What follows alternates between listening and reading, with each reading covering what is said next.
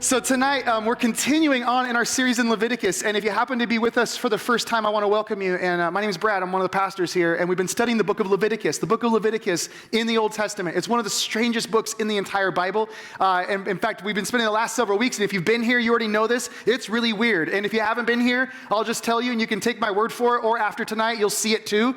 It is a really strange book. It's a book in the Old Testament that is filled with religious rites. It is filled with sacrificial instructions for the people of Israel. It is filled with all sorts of bloody, weird, strange practices that God was having the Jewish people engage in when they were first being drawn out of the nation of Egypt. And I'll just give you a little background for this, because when the book of Leviticus shows up on the scene, the timing of it sort of gives a hint to its importance and what it's all about. The people of Israel, those of you that don't maybe know this part of history, the people of Israel, they had been enslaved in the nation of Egypt. They were slaves for over 400 years. And through a miraculous set of circumstances, God liberates them, delivers them out of this slavery, and now they find themselves sort of reconnecting with this God that they once knew about. If you trace back in the history of Israel, you go back into like the pages of Genesis, the books that precede Leviticus, you see that there was a people that were discovering who God was. And this is a God who is not like other gods. And so as the people are now coming out of Egypt, they're reconnecting with this God that they had heard about from their ancestors, a God who wasn't like the gods of the Egyptians, and he wasn't like the gods of the tribes that lived around them in the wilderness. He was truly unique, a God unlike other gods. Not only that, they were starting to discover that they were to be a people who were not like other people, that they were a nation that was called. Early on in their history, there was this dynamic to who they were, this reality that they were a people who had a specific purpose in this world, that they had relationship with God, but that relationship wasn't meant to create some sort of isolationist attitude among the people of Israel. It wasn't so that they were special and everybody else wasn't. They had a relationship with God, a connection with their Creator that was so dynamic that it resulted in them bringing flourishing and shalom and hope to the world around them. That was the original purpose of Israel. So as they're coming out of Egypt, they are now starting to reconnect with this God who is not like other gods, and they're starting to discover what it means or what it looks like to be a people who are not like other people. That last part, being a people who are not like other people, as we've kind of walked through the book of Leviticus, it's been sort of an ongoing theme. And if you've been here a couple of weeks, you know I've been saying this phrase like over and over again. And part of why it's so compelling for me right now is that, I don't know if you're noticing this, but our world is desperately in need of people who are not like other people. Amen? Like you turn on the news today and it takes about 5 seconds to realize like we could definitely use some people who are not like other people. And so this story in Leviticus and this story of these people, it's pointing the way to allow us to be a new kind of people, for us to be a different kind of person with a different kind of purpose living in this world, because there's something about a person upon whom God dwells or within whom God dwells. There's something about a people within whom God is moving and active and alive in. And that's ultimately what this is all about. Now, all of this brings us to where we are tonight, which is Leviticus chapter 11. So if you have a Bible, you can flip over to there. If you don't have a Bible, there's no worries because the words will all be on the screen. But Leviticus chapter 11 is really interesting because it introduces some specific instructions for these people that are very different than the instructions we've received up to now. If you've been here, you know we've been talking about sacrifices. We've been talking about all of these offerings that the people were making, all of these sort of worship services. And now we move into a conversation, we move into some guidelines around the dietary practices of the Jews. In fact, what we're going to read tonight is really just dietary guidelines. It's basically, here's what you're supposed to eat, and here's what you're not supposed to eat. I know some of you, you've been waiting for this. I know it's so exciting. You've been like, I can't wait till we get to Leviticus 11 because it's dietary stuff, and I just love this stuff. But here's the deal. As I spent some time, and obviously like I find myself a couple of times this week going, why are we studying Leviticus? I'll admit that and confess that to you. There's another part of me that's like, I know that embedded in all of this, there's something else that's really practical. So for me on the surface, yes, there is an explanation for what we're going to read tonight, but there is also beneath the surface something that is deeper, that is a deeper issue that's lurking amidst what we're going to be unpacking tonight. This is not just a passage about dietary guidelines. It turns out that what we're going to look at, what we're going to understand tonight, has something to do with freedom. And freedom in our culture is sort of a passion of ours in our nation. In fact, not only is it a passion of ours, but freedom is something that we care very much about. It's something that we try to exercise. It's something that we try to protect. It's something that we will get very heated over if somebody infringes on it in our own lives. There is something about the topic of freedom, when people start talking about freedom, that sort of brings things out of people, and there's a reason why. Deeply hardwired inside of every human being, in all of us, there's this deep intrinsic desire to be free. We all want to experience this thing that we call freedom. And so when we come to a passage like this one tonight and it talks about freedom, when we start to address or consider issues of freedom, there's something that stirs inside of us as we unpack this sort of thing. So if you have a Bible, we're going to start reading in verse 1 of Leviticus chapter 11. In fact, tonight we're going to do something we have not done very often through this study. Tonight we're actually going to read the entire chapter together, and you'll see why we haven't done it very often through this study. I don't know why we're doing it tonight, but I just decided it'd be a good idea, because every now and then you got to do something like this just to see if people can stay awake longer than 5 minutes. So tonight, Leviticus chapter 11, verse 1, dietary guidelines for the people of Israel, says this: the Lord spoke to Moses and Aaron, saying to them, speak to the people of Israel, saying, these are the living things that you may eat among all of the animals that are on the earth. Verse 2, we're going to talk about animals for a minute. He says, whatever parts the hoof and is cloven-footed and chews the cud among the animals, you may eat.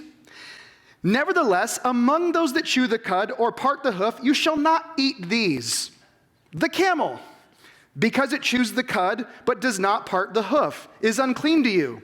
And the rock badger, which I know tonight some of you planned on a little rock badger barbecue after this, and it sort of wrecked your plans, I know. But you're not supposed to eat the rock badger because it chews the cud, but does not part the hoof. It's unclean to you. And the hare, because it chews the cud, but does not part the hoof, is unclean to you. And the pig, because it parts the hoof and is cloven-footed, but does not chew the cud, is unclean to you. You shall not eat any of their flesh. You shall not touch their carcasses. They're unclean to you. Now, verse 9, we move from animals to aquatic animals.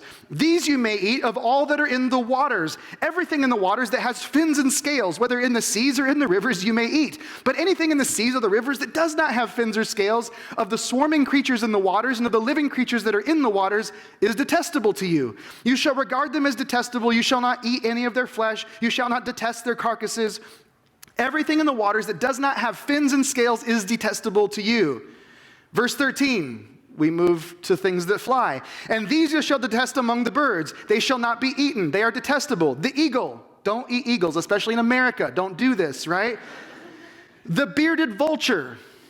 The shaven vulture's fine. You can eat that. But the bearded vulture, that's unique, and you don't eat that one. The black vulture. The kite. I didn't even know that was a bird till this week. The falcon of any kind, every raven of any kind, the ostrich, the nighthawk, the seagull, because every now and then you get a craving for seagull in the middle of the night, right? Don't do it. A hawk of any kind, the little owl, the cormorant, the short-eared owl, the barn owl, the tawny owl, the carrion vulture, the stork, the heron of any kind, the hoopoe, and the bat, which I'm just puzzled by bats being included with birds, but that's a whole other issue. Verse 20 says, all winged insects, so now we're going to move to insects. All winged insects that go on all fours are detestable to you. However, good news for those of you that love crickets and grasshoppers, here we go. Yet among the winged insects that go on all fours, you may eat those that have jointed legs above their feet. Of course, right? So obvious. With which to hop on the ground. Of them you may eat the locust. The bald locust of any kind, so there's no prejudice against the bald locust here, the cricket of any kind, and the grasshopper of any kind. But all other winged insects that have 4 feet are detestable to you. And by these you shall become unclean, and whoever touches their carcass shall be unclean until the evening. And whoever carries any part of their carcass shall wash his clothes and be unclean until the evening. And every animal that parts the hoof but is not cloven-footed or does not chew the cud is unclean to you. Everyone who touches them shall be unclean. And then verse 27, and all that walk on their paws among the animals that go on all fours are unclean to you. In other words, don't eat your cat and don't eat your dog. That's like this final little note here. Don't eat the family pets. Whoever touches their carcass shall be unclean until the evening. And he who carries their carcass shall wash his clothes and be unclean until the evening. They're unclean to you. And these are unclean to you among the swarming things that swarm on the ground. Now we're moving to the swarming things that swarm on the ground. The mole rat, the mouse, the great lizard of any kind, the gecko, the monitor lizard, the sand lizard, the chameleon. These are all unclean to you. Go figure, right? Among those things that swarm. Whoever touches them when they're dead shall be unclean until the evening, and anything on which any of them falls when they are dead shall be unclean, whether it's an article of wood or garment of skin or a sack or any article that is used for any purpose. It must be put into water. It shall be unclean until the evening, then it shall be clean. And if any of them falls into any earthenware vessel, all that is in it shall be unclean, and you shall break it. Any food that could be eaten on which water comes shall be unclean, and all drink that could be drunk from every such vessel shall be unclean. Basically what he's saying is this: don't drink water with bugs in it. Kind of interesting, right? And so he goes on, he continues on in this way. Verse 41, we get down to this. We'll move a little quickly through here. He says, every swarming thing that swarms on the ground is detestable. It shall not be eaten. Whatever goes on its belly, whatever goes on all fours, or whatever has many feet, any swarming thing that swarms on the ground you shall not eat, for they are detestable. You shall not make yourselves detestable with any swarming thing that swarms. It's starting to sound a little bit like a Dr. Seuss poem at this point, right? And clearly God does not like swarming things that swarm Sam I Am. And you shall not defile yourselves with them and become unclean through them. Then verse 44, this is when we start to get to the point of this. He says this: for I am the Lord your God. Consecrate yourselves therefore and be holy, for I am holy. You shall not defile yourself with any swarming thing that crawls on the ground. For I am the Lord who brought you up out of the land of Egypt to be your God. I'm a God who's not like other gods. You shall therefore be a people who are not like other people. You shall be holy, for I'm holy. I'm a God not like other gods. You're a people not like other people. This is the law about the beast and the bird and every living creature that moves through the water and every creature that swarms on the ground, to make a distinction between the unclean and the clean, between the living creature that may be eaten and the living creature that may not be eaten. And all God's people said, amen, right? Okay, in a scale of 1 to 10 of weirdness, this is like a 9.5, is it not? Is it not? Like, how many of you agree? Like, this is a little bit unusual, a little bit strange. Like, what is going on here? I find myself looking at this, and whenever I ask this question, like, what's going on in a text, there's two levels to this. There's this level that says, okay, so what's happening? Like, what in the world is going on that God is being so detailed and giving all of these instructions about what people are supposed to eat and not supposed to eat? Like, all of these things, what's happening in the text? But when I ask that question, I'm also asking this: what's happening inside of me and what's happening inside of those people as they hear these words? What happens when we start listening to this sort of thing and start thinking about God being serious about giving us these sort of instructions? What's happening inside of us? Two different dynamics to the same question. I want to start with the first part of this. What's happening in this text? If you want to take some notes and think about this so you really do understand, here's some good ideas that you might want to just like lodge away so you know what Leviticus 11 is all about. On the surface, this is pretty straightforward. And in fact, one of the best explanations, I'm going to give you two very good explanations for what's going on here. One of the best is this: having come out of slavery, these people for the last 400 years, they've really just been following the customs of the Egyptians. They've been having the same dietary practices as the Egyptians. In fact, whether they were receiving food or not, we don't have a lot of detail, but they were definitely suffering in the land of Egypt. It may be that they were also eating things. They were desperate. There was a level of desperation. There was a level of unhealth. These are people who were living in bondage. They were a slave population. So you understand that as a slave population for several hundred years, knowing how to conduct life, this is a new thing. For the first time ever in their lives, they are free and they're learning how to live life. And so these people needed some specific instruction. It's simply God saying, listen, now that you're no longer slaves, there are certain things that you should and shouldn't eat. And so he sort of lays these things out here, like pigs. Verse 7, he says, don't eat pigs. Well, we look back on that and we go, isn't that kind of interesting, like God's singling out some of these animals like pigs? Well, it's interesting, maybe puzzling, until you understand that there are things like trichinosis in pork. And if you don't cook pork to a perfect temperature, which we know this in our culture, then these parasites continue to live on. And when you ingest trichinosis, when you get these parasites in your system, they wreak all sorts of havoc. And they can actually kill you. And so when God says don't eat pork, one of the issues was people were eating pork all the time and they were dying. And if God has people who have a plan for their lives, it's probably a pretty good idea for them to stay upright and living in the world, right? And so he's like, hey, don't eat pork. Like, this is a pretty good thing. Like, he's giving them very good dietary rules that are based on biological, nutritional, parasitic information that was not available at the time.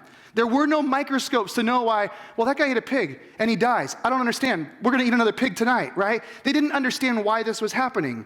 And so pigs carried viruses, and God said, don't eat pigs. That's just one example. Verse 9 is another example, the fish. He's very specific. He says, if you want to eat stuff in the water, eat the stuff with scales and fins on it, but don't eat all of the stuff that we love to cover in butter and steam and cover with garlic and put on a table and enjoy. Just last night, I had scallops, and they were so amazing. And God says, don't eat the scallops. Don't eat the lobster. Don't eat the crayfish. What's he talking about? He's talking about bottom feeders. All of those things, all of those crustaceans, they're bottom feeders. Well, bottom feeders, what do they eat? They eat the dead stuff at the bottom of whatever body of water they're in.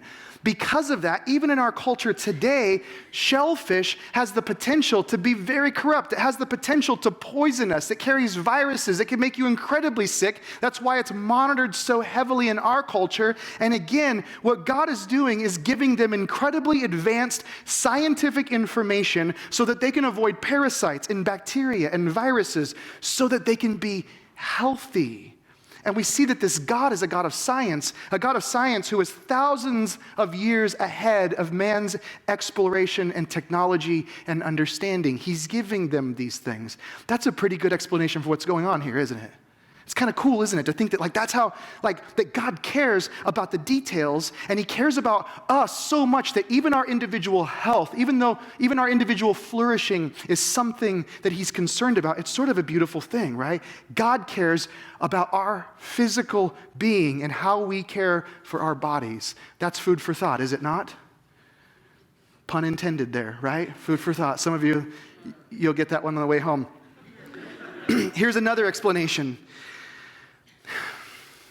If you're a people who are coming out of slavery and your call is to be a distinct people, if you're supposed to be different than all of the other people that are living in all the lands around you, all of these tribes that have cropped up while you've been living in the land of Egypt, if you're to be distinct from them, then there ought to be something that's observably different about you, right? There ought to be something that's unique about you. A lot of the neighbors of the Israelites, as they were wandering through this desert, they not only ate these unclean animals, but these unclean animals that God is referencing in Leviticus 11 were used in their pagan sacrifices and rituals. And I just want to remind you that the animal sacrifice is not something that the people of Israel came up with. This is not something that God institutes in the book of Leviticus. It's actually a practice among all of humanity. And what God does is enter into the language that people were using at this time, and he's delineating within a language they would understand who he is from other gods. God is communicating in a way that people could understand. And so in this circumstance, God is entering into this, and he's saying, listen, your neighbors, they use weasels, and they use skinks, and they use pigs, and they use all sorts of strange animals to worship their false gods, and I want you to be different than them. You need to set yourselves apart. Don't be like the Egyptians that you just kind of came out of their land. Don't be like the people that live around you. You need to have some distinctives about you. Not only that, these things are always associated with things that pull people away from me, not toward me. And I don't want you to be a part of anything that pulls people away from me rather than toward me. I want there to be a distinct line. You need to establish who you are. He's helping them as newly freed slaves develop an identity for themselves. And there's beautiful foreshadowing in all of this. This is why in verse 44 he says this. He says, "For I am the Lord your God. Consecrate yourselves therefore and be holy, for I'm holy." And then verse 45 he says, "For I'm the Lord your God who brought you out of the land of Egypt to be your God. You shall therefore be holy as I'm holy." You are a different kind of people. So again, another really great explanation, right? So we have these dietary issues. Not only that, but we have these cultural issues, and it seems to make sense that maybe around food, God would care about these things. Maybe God would care about their bodies, and maybe God would care about their religious practices at such a level that he would talk about these things. But then as you sort of think about this, you start to ask other questions like, does God really care what we eat, right? Does God really care what you and I eat? Today, most of us have eaten a number of things. Do you think God cares about the things that you've consumed today? Does God care about our lives at that level of detail? Does God care about our food? A few years ago, Sherry and I decided to make some dietary shifts. We had been eating a lot of bat steaks at that point in life, and we just decided, no, I'm kidding.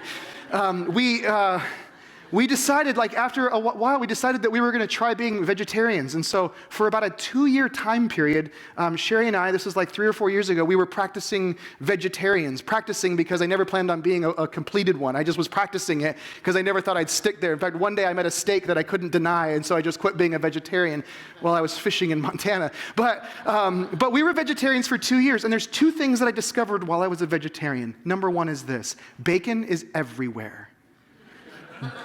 Bacon is my kryptonite, and bacon is everywhere. And by the way, this has nothing to do with the sermon tonight. I just thought I'd tell you this. Bacon is everywhere, and you don't realize it until you're a vegetarian, and then you realize bacon is on salads. They wrap everything in bacon. Like, you can put bacon you can put it in bread, you can put bacon everywhere. And when I was a vegetarian, all I wanted was for somebody to come up with a really great tasting artificial bacon. And every now and then someone would be like, well, there's turkey bacon, and I'd say, it's still meat. Like, you don't get it. Just because it's fake bacon doesn't mean it's, like whatever. But anyway, so again, that has nothing to do with the message. That's just one thing you learn when you're a vegetarian. The second thing you learn is this: people are super sensitive around food issues, right?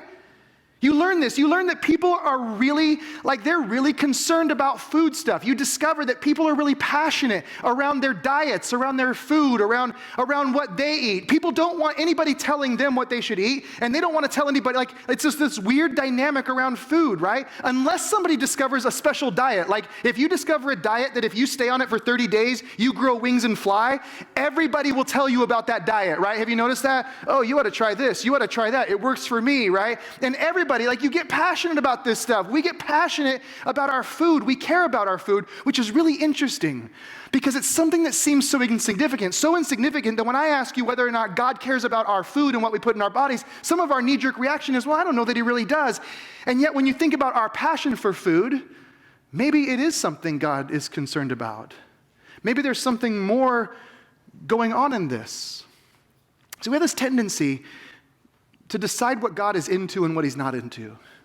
We have this habit of saying, well, I think God's really just kind of into the big things in life. I don't think God's really caring about the little things in life. I think there's big goals, and God's basically saying, get the big stuff right. Don't worry about the small stuff. Like some of us, we work with miserable people. I can't say that because I work here. But some of us work with miserable people, right? And you're just like, if you get home and you didn't kill one of your coworkers, you're like, God, I feel like I did good today. I feel like we did really good. That's a big thing. You don't want me to kill people. I didn't kill anybody I work with this week. And so I think we're all good, right? We tend to think that's the stuff that God worries about, right? That's what God's really thinking about. He's really concerned about the big stuff. The question is, when we start to say that, the question is this: who decides what's big and what's little? Who decides what's significant and what's insignificant? See, there's this tendency, whenever we do that, whenever we start thinking about the things that God really cares about, well, does God really care about this thing that you eat or drink or do, or this behavior you engage? Whenever we start asking those questions, we're the ones that are answering that, aren't we? We're the ones that are saying, well, I think God really cares about this. I don't think God cares about this. I think God cares about this. And when we do that, we're putting God in a box. We're defining for God what we think he cares about. And ironically, if you follow that logic all the way through, it means that we're not letting God be God. We're becoming God, aren't we? We're the ones that are becoming God because we're deciding what God really cares about. We're deciding what really matters and what doesn't. And why do we do that? We do that because this is a freedom issue. We do that because when we read Leviticus chapter 11 and there's somebody that's telling us what we can eat and what we can't eat, when there's somebody suggesting that there ought to be restrictions or boundaries around those things, we get uncomfortable because it feels like somebody's touching our freedom. And here's a principle that is true of us. Any one of us that have grown up in this great country of ours, this is true of all of us. It is a cultural value. We don't want anyone, including God, messing with our freedom, do we? We don't want anybody messing with our freedom. Nobody messes with our freedom. So when it appears as if God may be sort of getting involved in some of the details and meddling a little bit in areas of our lives, we begin to say, well, I'm not sure that God cares about those small things in my life. God sort of cares about the big stuff. We push him out of the places where he might be working the most because we don't want him to mess with our freedom. It's kind of an interesting thing. When you open up your Bible to Leviticus chapter 11, in a lot of Bibles, the heading at the top of this section that we just read says dietary restrictions. And as I was reading that this week, I realized the issue for us is not the first word. The issue for most of us is the second word. It's restrictions. We don't like the word restrictions because we are a freedom-oriented culture. We are a liberated culture. We're a culture that loves to be free. And there is no one anywhere in our cultural context that ever puts the word restriction in the same word with freedom and thinks that one leads to the other, right? Like no one ever talks about restriction leading to freedom. And so we hear the word restriction and we have this response to this. Restriction isn't freedom. It's infringing upon freedom. And so God in this moment is infringing upon our freedom. This might actually explain some of the problems that we have in our culture today, some of the things that are stirring at the base, our foundation as a people today. I remember years ago, there was a movie that came out. About 20 years ago, a movie came out with Mel Gibson playing William Wallace, the amazing movie Braveheart. How many of you saw Braveheart years ago? I promised myself 20 years ago that I would never reference Braveheart in a message, and here I am 20 years later, and I'm like, oh, I'm gonna do it. But here's why I'm gonna do it. Because there's an iconic scene. There's this one moment in Braveheart when he's rallying all of his troops, all of the ragtag people from the Scottish countryside who are gonna be defending their lands against the nation of England. There's this moment in which he's rallying all of these men, and he's getting them to like go into battle with all of the fervor. And there's this iconic time when he stands in front of these men and he says these words, and some of you have said this yourselves. You've practiced it in your own Scottish brogue. You've said, they can take our lives, but they can't take our freedom. How many of you ever heard that? How many of you ever said that? You've actually practiced, like, they can take our lives, but they can't take our freedom, right? You've said that, right? You've practiced it, you've done it.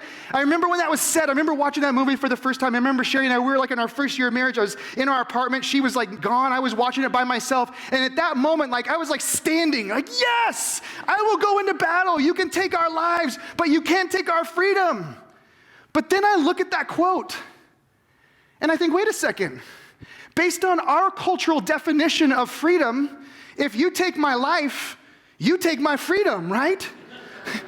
So then you kind of scratch your head and go, well, wait a second. If that's true, then maybe freedom isn't what I think freedom is. Maybe our definition of freedom is different than what freedom really is. Maybe our culture has created a value around freedom that is not what freedom really is. Is it possible that maybe we get nervous around freedom issues? Is it possible that we get passionate around freedom issues, but we don't really understand what freedom is to begin with?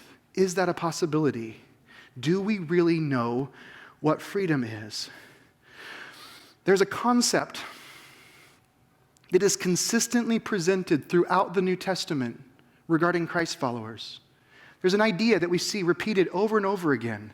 And yet with our dominant value of individual freedom in our culture, it's a concept that we ignore as Christ followers. If you're a Christian, if you're here tonight and you consider yourself a Christian, there is a truism that is stated repeatedly throughout the scriptures. And yet because of our value of freedom, we have this tendency to turn a blind eye to it. We ignore one of the most significant statements about our freedom that changes everything. It's one of the most countercultural, radical ideas that's presented about human existence throughout the New Testament. We see it in 1 Corinthians chapter 6. The Apostle Paul is talking to the Corinthian church, which, by the way, the Corinthian church was a church that had all sorts of liberty issues. They had exercised all sorts of liberty in all sorts of areas of their life. And the Apostle Paul says this, and it's life-altering. He says in verse 19, "Do you not know that your body is a temple of the Holy Spirit within you, whom you have from God?" And then this next part changes everything. "You are not your own, for you were bought with a price. So glorify God in your body." You're not your own. Well, what Paul is saying is this. He's saying, listen, when you made the decision to receive the grace of Jesus, when you made the decision to receive the love, when you made the decision to be accepted and to walk and to follow Jesus, when you entered into that relationship, there was a transfer of ownership of your life. And while you thought you were in control of it, you now took the life that you thought you were in control of and you turned over the ownership of your life to Jesus. So what I'm discovering as I unpack this and I think about this in our rugged individualistic culture is this whole concept that I don't belong to me. This is radical. This is life-altering. This flies in the face of how you and I understand freedom, does it not? I don't belong to me. You don't belong to you. We don't belong to ourselves. We belong to Jesus. And somehow in the middle of this, there is this paradox that in belonging to Jesus, in surrendering control of our own lives, we actually discover what true freedom is. That's real freedom. You turn over to Galatians chapter 5, again, another letter written by the same Apostle Paul to another church, the church at Galatia, and he says this in verse 1. Check this out. Yes, you've been bought with a price, but he says, for freedom, Christ has set us free. Stand firm, therefore, and do not submit again to a yoke of slavery. In other words, he's saying this, you were bought with a price, but here's what Jesus did. Before you were purchased, you were in slavery, just like the Egyptians, or just like the Israelites when they were with the Egyptians for 430 years. You were enslaved. When Jesus buys you, he owns you, but the reason he owns you is to set you free. It is so contradictory to how we think in our culture. Jesus buys you out of the slavery that you thought was freedom, and he releases you into a new sort of understanding as you give your life to him. Verse 13, same chapter, he says, for you were called to freedom, brothers and sisters. There is this thing inside of the human soul that says, I want to be free. That is universal. And Jesus says, it's available in me. A couple of ideas about freedom based on this. A couple of things for us to think about.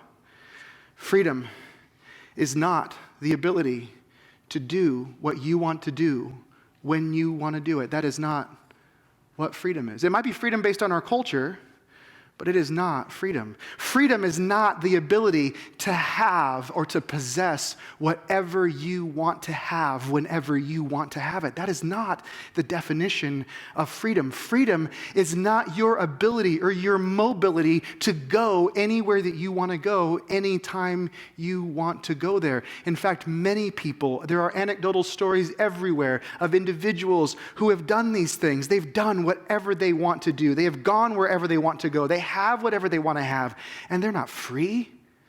They're in more bondage than they've ever been in their lives because they've pursued these things. That's not freedom. Freedom is not you and I getting to do anything, everything that we want at any time we want it. That's not freedom. True freedom is this. True freedom is not needing something. True freedom is not needing anything. True freedom is something that is not dependent on any experience or possession or thing or moment that is in front of us. That is true freedom. See, we all have this stuff in our life. Like we just kind of function. We go through our days. We all have these things. And whether we acknowledge it or not, maybe in moments like this we see it, but there are things that we sort of need to do, right? There's stuff in our life that we go, man, I have to have this. If I don't have this, I'm not going to be whole as a person. I'm not going to be content as a person. All of us have things. Some of us, it's a relationship. Some of us, it's substances. Some of it's food. Some of us, there's all sorts of things, right? There's all sorts of things. We just sort of move through our lives, and we have this sense like, if I'm going to get through my day and be free, then I need to be able to engage in these sort of things. Some of those things are very good things. Some of those things are very neutral things. But here's the deal. If you have to have anything, then you aren't free.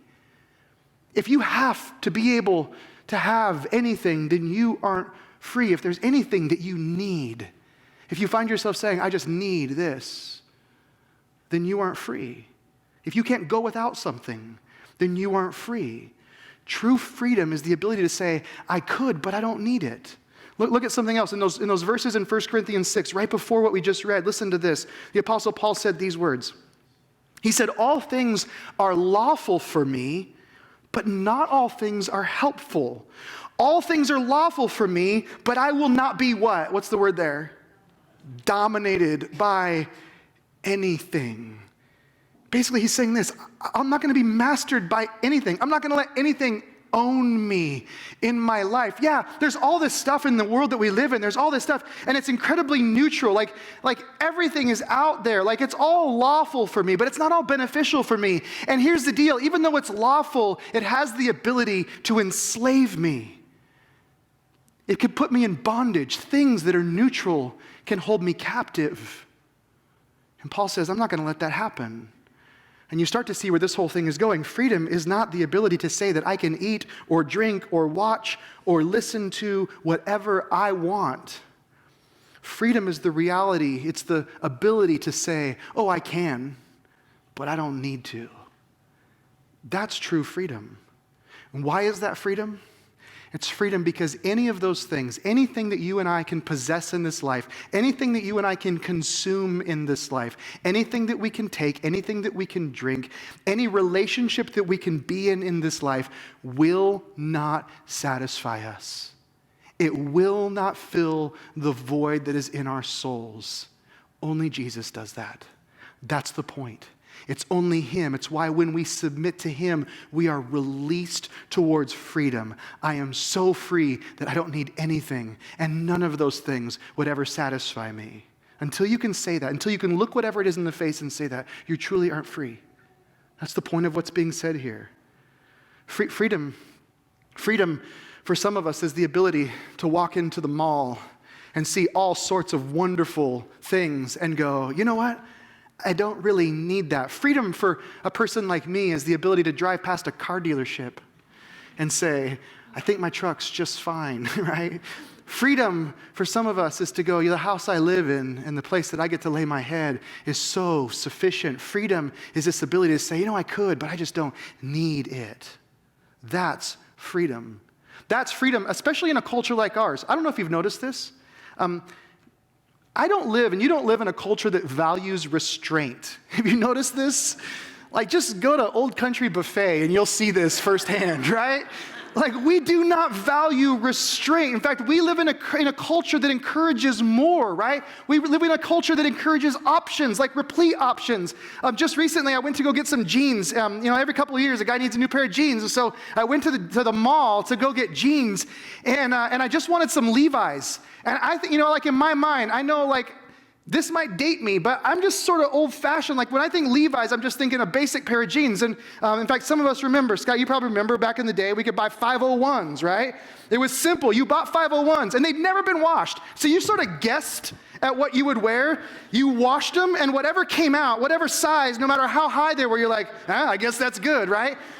So I go to the mall to buy some Levi's, and I show up, and there's like a kiosk for Levi's. There's all these jeans, and there was a guide. There was like a map of all the different things, and there was like not just 501s. It was like there was 528s and 564s and 513s and 521s, and like I'm looking at all these things, and literally the options went on and on. I'm not exaggerating. I think there were like 10 or 15 options of jeans. There were like skinny jeans for young guys. There were skinny jeans for old guys, right? Those kinds of distinctions. There's boot cut. There's like big fat quad cut. There's like all sorts of like, different cuts. Athletic cut, which is another way for guys like me to not feel like they're fat. That's all that is. Like they just kind of go in like husky version, whatever. Like I'm looking at all of it, and I looked and I was like, whatever happened to just like a pair of jeans that doesn't cut off the circulation in my feet? That's all I want, right? Just give me some good old-fashioned jeans, right?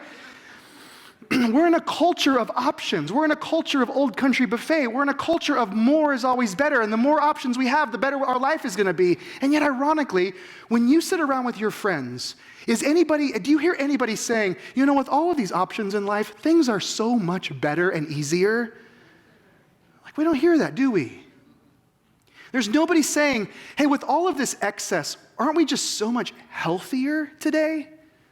No, we're not saying that. All of the excess, all of the options, all of the lack of restraint, it's not doing anything to help us. And the question is, where are the people of restraint? Where are the people who can say, I think I've had enough? Where are the people who can look at stuff and just say, I'm good? And is it possible that the idea in the middle of this whole passage is that in order for there to be a people who are unlike other people, a people who are given to life, not death, that it might have something to do with excess and restraint and true freedom? Could it be that real freedom is what makes a certain group of people unlike any other group of people? I want to end with Proverbs 23. Proverbs 23 says this. It says in verse 1, when you sit down to eat with a ruler, and I'll just clarify, we're talking about like a leader, not the ruler that you have in school. Some people earlier today struggled with that. They just imagined a ruler as an eating utensil, and thank you, Lindsay, for laughing at that. Now, when you sit down to eat with a ruler, it's going to be different than when you sit down to eat at your table, right? When you sit down to eat with a ruler, you're going to see some things you wouldn't normally see at your Monday night family dinner. You're going to see a spread like you're not used to seeing. You are going to be exposed to a culture of excess. So the writer of Proverbs says, when you sit down to eat with a ruler, observe carefully what's before you. And then surprisingly in verse 2, he says, and put a knife to your throat if you're given to appetite. Do you think the writer of Proverbs has everybody's attention when he describes a knife to the throat? He does, doesn't he? He says, if you're given to appetite. It's interesting, this word appetite is the Hebrew word nephesh. The Hebrew word nephesh, in nearly every other place that we find it, is the Hebrew word for soul. So for example, in Genesis, when God breathed air into the lungs of Adam, he made him a living nephesh. He came to life. He was a living soul. And in the Hebrew consciousness, a nephesh's purpose, a soul's purpose, the reason that a living being lived was to worship and glorify God. And so this became a standard understanding. The word nephesh became synonymous with longing for God. It became synonymous with this idea of desiring something at the core of your being. And interestingly enough, the writer of Proverbs leverages this word and says, if you sit at the table and you nephesh for the food that's in front of you, if your soul longs for this more than God, it's better that you put a knife to your throat because you're out of control. This isn't just a food thing. This is a God thing. And somehow in the middle of our restraint, and somehow in the middle of our excess, somehow in the middle of our freedom, there is this dynamic of us becoming the kind of people who relate to God the way they were created to relate to God. And so we end with this tonight. Is the best thing for you or for me to get everything you want? This is a real question for us in our culture. Because our culture says it's the best thing. You get everything you want anytime you want it. Is it? Is it? And maybe the better question is this. Is there any area of your life where when God begins to meddle in the details, like maybe when I began tonight, there are certain things where you thought, well, God doesn't care about this. Is there any area of your life where when God begins to be specific around the small things that you begin to cringe and feel uncomfortable? Is there anywhere in your life where you begin to feel nervous? Is there anywhere where you start to feel like maybe God is starting to step on your freedoms and your rights? If there's any place like that in your life, then that is the place that is creating a boundary, a barrier between you living as a truly free person and living as a slave. And he is setting us free. Jesus calls us in the same way that God called the people out of Egypt so that we could be free. Amen. Would you stand with me?